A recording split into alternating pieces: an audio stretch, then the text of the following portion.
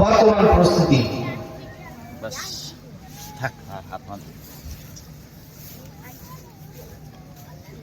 আল্লাহ তাবারাক ওয়া তাআলা বাকারা 168 নম্বর আয়াতে বলেছেন, কি বলেন? ইয়া আইয়ুহান নাস কুলু মিম্মা ফিল আরদি হালালান তাইয়্যিবা ওয়া লা তাত্তাবিউ খুতুওয়াতিশ শাইতান ইন্নাহু লাকুম আদুউম মুবিন। হে পৃথিবীর মানুষ, আল্লাহ বলেন, হে পৃথিবীর মানুষ, এই জমিনের মধ্যে যে সমস্ত ফল ফসল যা আল্লাহ দিয়েছে, এই ফল ফসল থেকে যে সমস্ত ফল ফলাদি হালাল রয়েছে, সেই সমস্ত ফসল থেকে তোমরা, ফল থেকে তোমরা ভক্ষণ করো, খাও। ওয়ালা তাত্তাবিউ খুতুওয়াতিশ শাইতান, এবং তোমরা শয়তানের কদম অনুসরণ করো না। নিশ্চয় শয়তান আপনার আমার প্রকাশ্য দুশমন। কে? শয়তান। আল্লাহ তাবারাক ওয়া তাআলা নবী বলেছেন, আবু হুরায়রা রাদিয়াল্লাহু তাআলা আনহু বর্ণিত, তিনি বলেন, নবী করিম সাল্লাল্লাহু আলাইহি ওয়াসাল্লাম বলেন, নিশ্চয় আল্লাহ তাবারাক ওয়া তাআলা পবিত্র, আর পবিত্র ছাড়া আল্লাহ কবুল করেন। ইন্নাল্লাহ তাইয়্যিব, আল্লাহ পবিত্র, আর আল্লাহ পবিত্র ছাড়া কবুল করেন। আল্লাহ হাদিসে বলেন, লা ইয়াকবালু মিনাল আমালি ইল্লা মা কানা খালিসান। পবিত্র ছাড়া, খালিস ছাড়া আল্লাহ তাবারাক ওয়া তাআলা কোনো আমল গ্রহণযোগ্য করবেন না। তো বিষয়টা ইসলাম বর্তমান পরিস্থিতিতে আমরা হালাল না হারাম, আমরা কোন দিকে সবচেয়ে বেশি ঝুঁকি করব? বর্তমান পরিস্থিতি, আজ বর্তমান পরিস্থিতি যদি আমরা খুঁজি, তাহলে আমরা কোনটা হালাল কোনটা হারাম, কোনটা জায়েজ কোনটা না জায়েজ, এটা পার্থক্য করতেই পারি। কারণ হাদিস খুঁজে, বুখারীর হাদিস, আবু হুরায়রা রাদিয়াল্লাহু তাআলা আনহু বর্ণিত, তিনি বলেন, নবী করিম সাল্লাল্লাহু আলাইহি সাল্লাম বলেছেন, শায়াতি আলান নাস জামানুন লা ইউবালুল মারউ মা আখাযা মিনহা মিনাল হালাল আম মিনাল হারাম। আবু হুরায়রা বলেছেন, নবী করিম সাল্লাল্লাহু আলাইহি সাল্লাম বলেছেন, আমার পরে এমন একটা সময় আসবে, আমার পরে এমন একটা সিচুয়েশন আসবে, যে সময়ে দেখবে লা ইউবালুল মারউ মা আখাযা মিনাল হালাল আম মিনাল হারাম। আমার পরে এমন একটা সময় চলে আসবে, মানুষ হালাল ও হারামের পার্থক্য করবে না, পাবে, নিবে, খাবে। বুঝতে পারছেন ভাই? বর্তমান পরিস্থিতির কথা বলছি।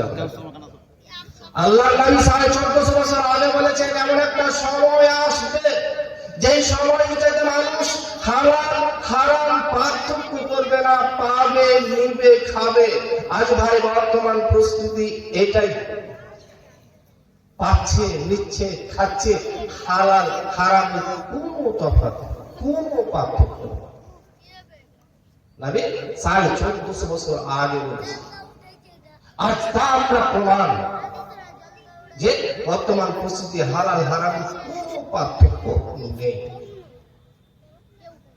আজকে যদি ভাই হালাল ও হারামের পার্থক্য বা তফাৎ আমাদের মধ্যে থাকতো, তাহলে আমরা বুঝতে পারতাম মানুষের ঈমান কতটুকু, মানুষের আমল কতটুকু, মানুষ ইসলামকে কতটুকু বিশ্বাস স্থাপন করে পৃথিবীতে চলে। আমরা বুঝতে পারতাম যদি তাদের মধ্যে হালাল ও হারামের পার্থক্য থাকত। আজ মোটেও হালাল হারামের পার্থক্য নেই। মানুষ আজ কেমন জানে? আজ পৃথিবীর মানুষ হচ্ছে একটা গোবরের পোকা, গোবরের পোকা। জানেন গোবরের পোকাকে চিনেন? গোবরের পোকা কেন বললাম জানেন? পৃথিবীতে মানুষ হয়েছে এখন গোবরের পোকা। ছোট্ট একটি গল্প। এই গোবরের পোকা কেন বলছি জানেন? একটা গোবরের পোকা একদিন গোবর পান করছে, গোবর খাচ্ছে, তার মাথার উপর দিয়ে একটা মৌমাছি যাচ্ছে, মৌমাছি ঘোরাচ্ছে, মৌমাছি। তো মৌমাছি এই গোবরের পোকাকে বলছে, এই গোবরের পোকা কি খাচ্ছিস তুই? গোবরের পোকা বলছে, আমি গোবর খাচ্ছি, গোবর খাচ্ছি। গোবরের পোকা বলছে, তুমি কে, তুমি কোথায় যাচ্ছ? সে বলে, আমি তো মধু পান করতে যাচ্ছি। কোথায়? আমি মধু পান করতে যাচ্ছি, মধু পান করতে। গোবরের পোকা বলছে, ভাই তুমি কি আমাকে নিয়ে যাবে? তুমি কি আমাকে নিয়ে যাবে? মৌমাছি বলছে, আমি তোমাকে কেন নিয়ে যাবো না? আমি তোমাকে কেন নিয়ে যাবো না? চলো। বলছে, তুমি যেটা খাও সেটা আমাকে খাওয়াবে কি সুন্দর? তোমার খাবারটা কেমন ছিল? মৌমাছি বলছে, ঠিক, আমি তোমাকে ঠিক খাওয়াবো। এবার মৌমাছি গোবরের পোকাকে নিয়ে চলতে আরম্ভ করো। কোথায়? ওই ফুলের কাছে, জবা ফুলের কাছে যাবে। জবা ফুল থেকে হালকা একটু মধু নিয়ে ওই গোবরের পোকাকে দিয়েছে, খাও, মুখটা খোলো, এই মৌমাছি তুমি একটু খেয়ে দেখো, মধুটা একটু খেয়ে দেখো। এই গোবরের পোকা মুখটা খুলেছে, হালকা একটা টস টস করে মধু দিয়েছে। গোবরের পোকা খাওয়ার পরে বলছে, আহ, এটা কি খাওয়া, এইটা কি খাওয়ার হলো? আমি যদি জানতাম তাহলে এই খাওয়ার খেতাম না। এ বলছে, গোবরের পোকা বলছে, তুমি আমাকে নিয়ে এসে সময়টা আমার নষ্ট করছো। মৌমাছির মাথা খারাপ, বেশ এমন কথা বলছে, এত সুন্দর খাওয়া, অথচ বলছে এই খাবার কে খাওয়া। এরপরে আরেকটা ফুলের কাছে নিয়ে গেল, নিয়ে যাওয়ার পরে সেই গোলাপ ফুলের কাছে নিয়ে গেল। গোলাপ ফুল থেকে হালকা একটু মধু নিয়ে গোবরের পোকাকে দিচ্ছে, খাও। আবার তার মুখে দাও, আবার বলছে এটা কোনো খাওয়ার হলো? ছি ছি ছি ছি। আমি যদি জানতাম তাহলে সময় নষ্ট করতাম না। কি কারণে তুমি আমাকে নিয়ে এসেছো? এইসব কি মানুষ খাবার খায়? মৌমাছির রাগ সহ্য না করতে পেরে, বরদাস্ত না করতে পেরে, এই গোবরের পোকার গলাতে একটি পা দিয়ে, পেটে একটি পা দিয়ে গলাটা একেবারে ফেলে কে মৌমাছি। যেমনই ফেলে দেখছে গোবরের পোকা খাওয়ারে ভর্তি, এই গলা পর্যন্ত খাওয়ারে ভর্তি আছে। কার? ওই গোবরের পোকা। এই গোবরের পোকাকে আর ভালো মন্দ ভালো লাগবে? কখনো লাগবে? কখনো লাগবে। আমরা হচ্ছে গোবরের পোকা। আমরা হচ্ছে পৃথিবীতে এখন গোবরের পোকা। এমন খাবার খাই, এমন খাবার খাই, না হালাল না হারাম, না জায়েজ না জায়েজ, কিছুই আমাদের পার্থক্য নেই। পেট পূর্ণ আছে, পূর্ণ, একেবারে পূর্ণ। আমাদের কানের মধ্যে এই জুমার বক্তব্য ঢুকে না, আমাদের এই পেটের মধ্যে, এই কানের মধ্যে হাদিস কোরআনের আওয়াজ আসে না, সঠিক কিছুই আসে না। কারণ আমরা গোবর খেয়ে খেয়ে খেয়ে গলা পর্যন্ত ভর্তি করে রেখেছি হারাম খেয়ে, হারাম খেয়ে ভর্তি করে রেখেছি। বলি আজ পৃথিবীর মানুষের পরিবর্তন নেই ভাই, বর্তমান প্রস্তুতি এটা। যদি এটা না হতো, মানুষ যদি এই গলা পর্যন্ত হারাম না খেয়ে থাকতো, তাহলে মানুষের পরিবর্তন ছিল, মানুষের পরিবর্তন ছিল। মানুষের পরিবর্তন নেই বর্তমান প্রস্তুতি। আল্লাহ তাআলা কথা নেই বলছেন, নবী হযরত রাদিয়াল্লাহু তাআলা আনহু, আবু হুরায়রা রাদিয়াল্লাহু তাআলা আনহু থেকে বর্ণিত তিনি বলেন, নবী সাল্লাল্লাহু আলাইহি ওয়াসাল্লাম বলেছেন, ইন্নাল্লাহা আযজা ওয়া জাল্লা ইযা হারামা আলা শাইইন ফাহারামা আলাইহি মুসতামাহিনা। নবী সাল্লাল্লাহু বলছেন, নবী সাল্লাল্লাহু বলছেন, এমন একটা সময় এসেছে, এমন একটা সময় আসবে মানুষের জন্য ব্যবসা বিজনেস করতে দেওয়া হয়েছে, তোমরা হালালটা ব্যবসা বিজনেস করো আর হারামটাকে ত্যাগ করো, হারামটাকে ত্যাগ করো, হালালটাকে ভক্ষণ করো। কিন্তু পৃথিবীর অবস্থা কেমন হচ্ছে?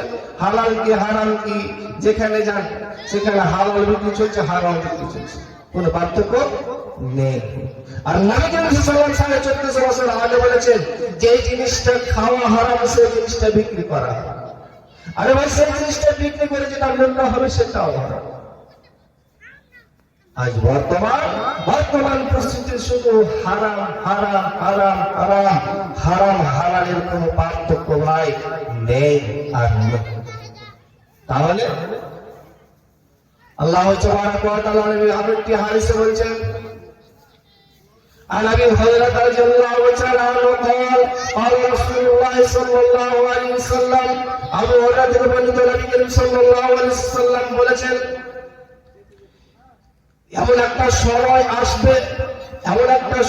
আসবে মানুষ তো হালাল হারামের পার্থক্য করবে না, জায়েজ না জায়েজের কোনো পার্থক্য করবে না, পাবে নিবে খাবে।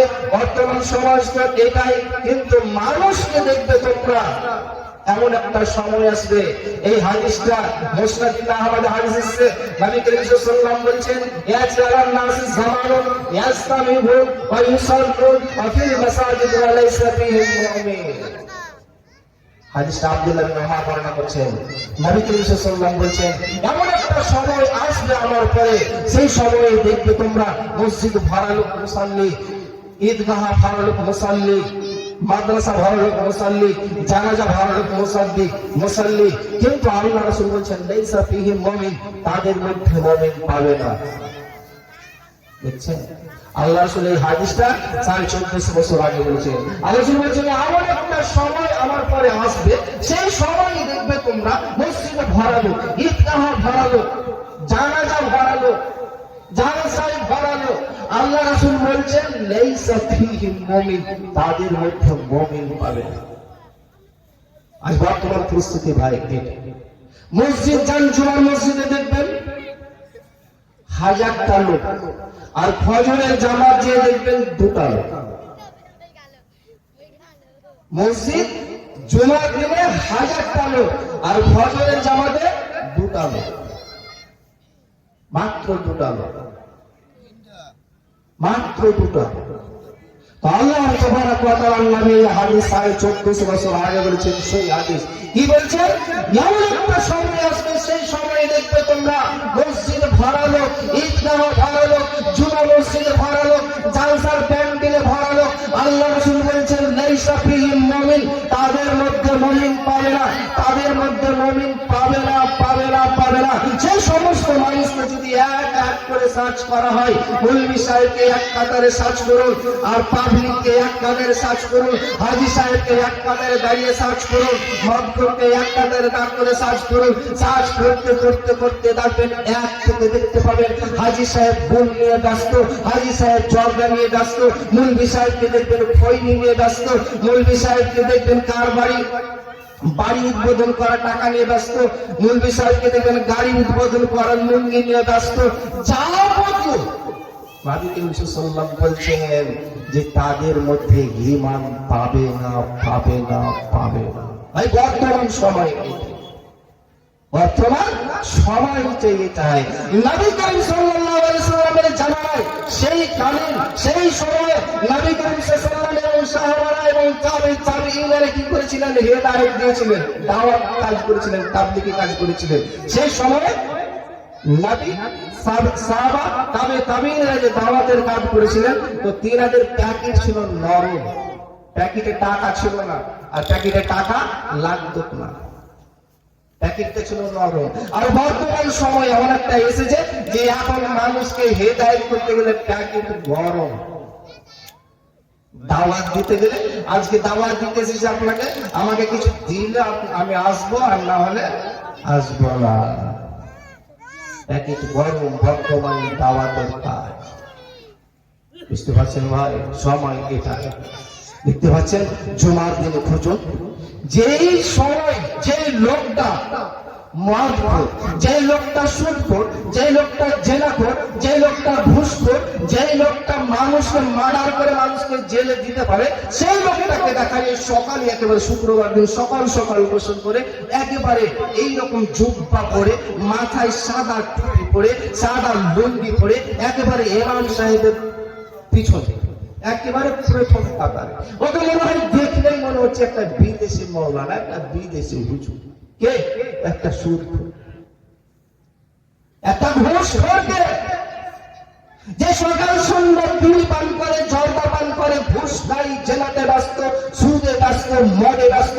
সেই লোকটাকে দেখা যায় সকাল সকাল গোসল করে একেবারে সাদা পাঞ্জাবি, সাদা লুঙ্গি, সাদা টুপি, সেন্ট ব্যবহার করে ইমাম সাহেবের একেবারে পিছনে।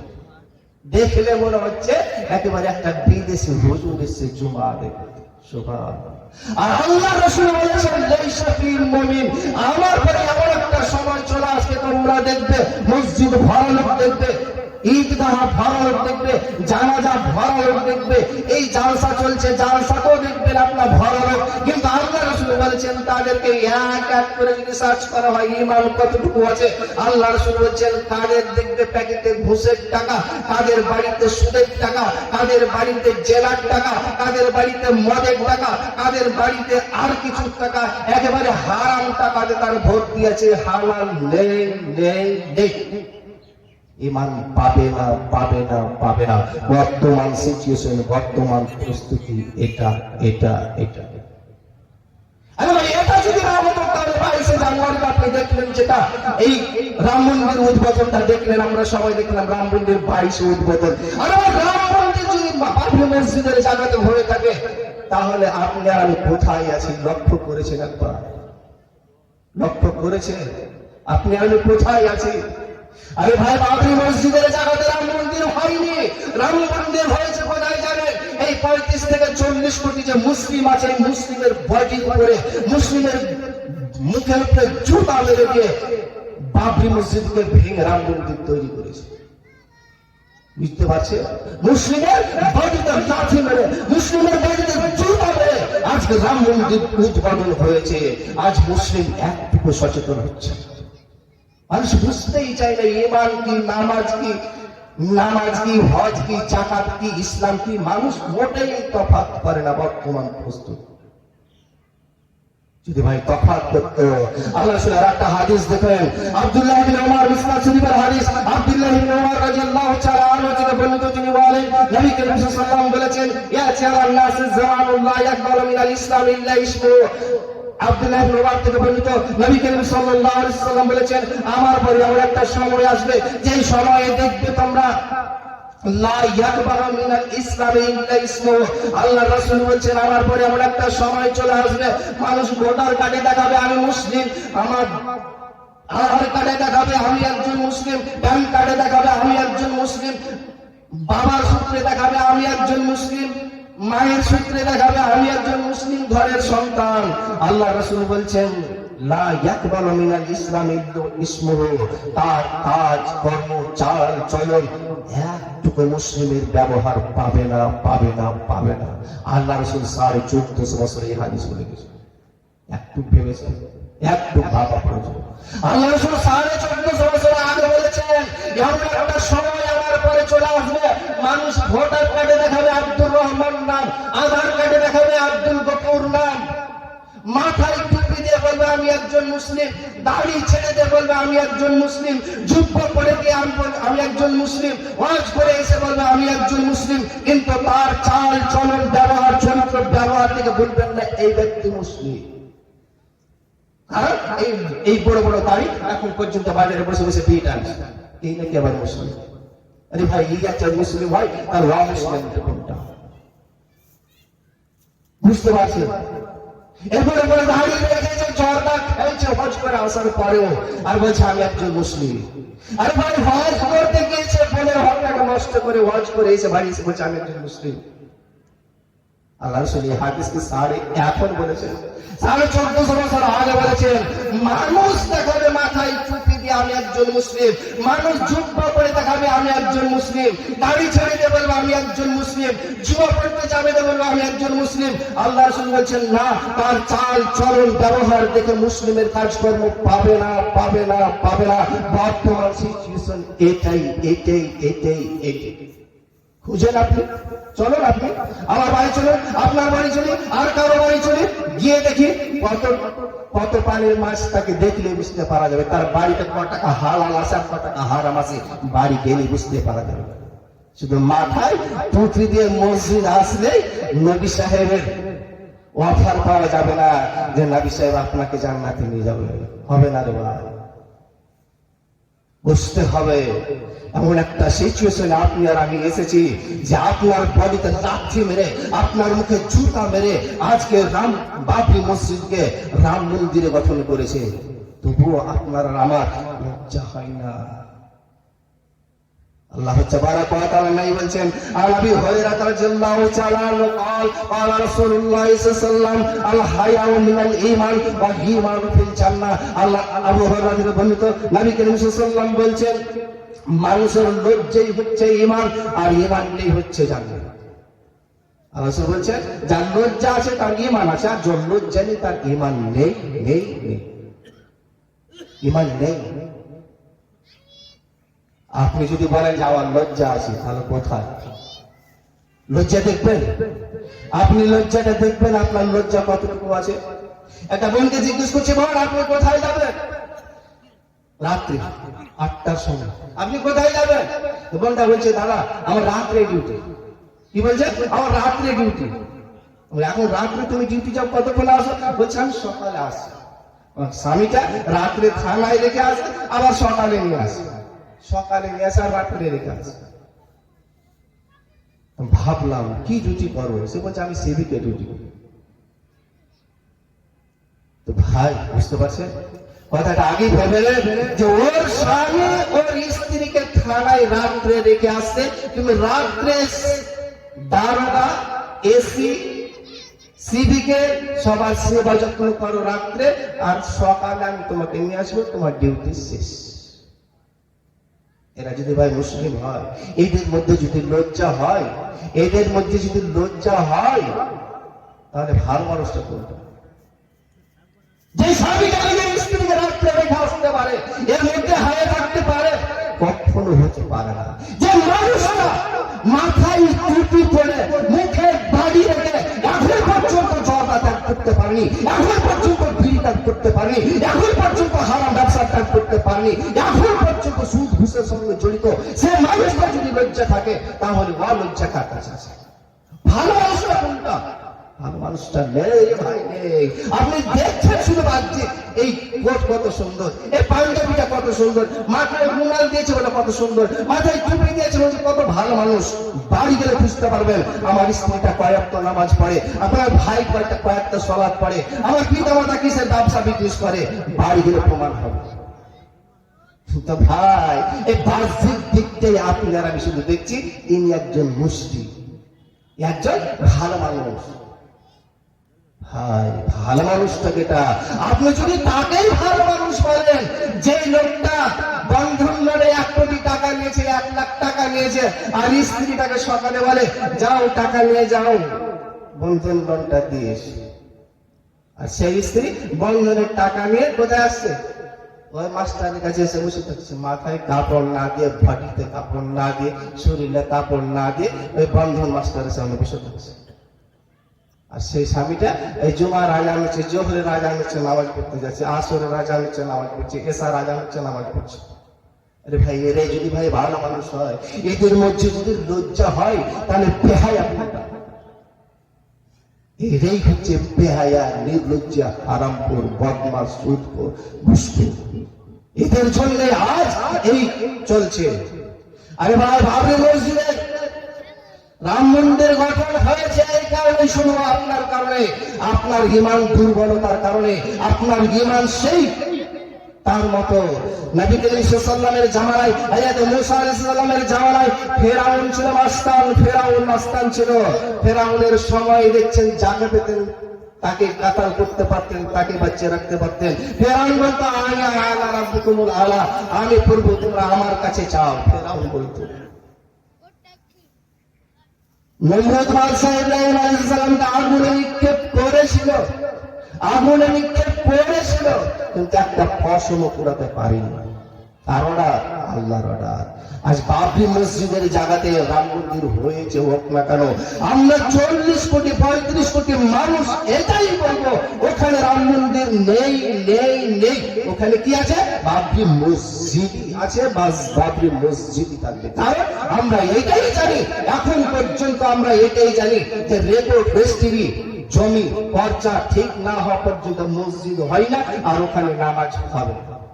আমরা এটাই জানি, কখনো হতে পারে না যেখানে বাবরি মসজিদ ছিল সেখানে রেজিস্ট্রি রেকর্ড ছিল না, এরকম মনে হয় না আর হবে।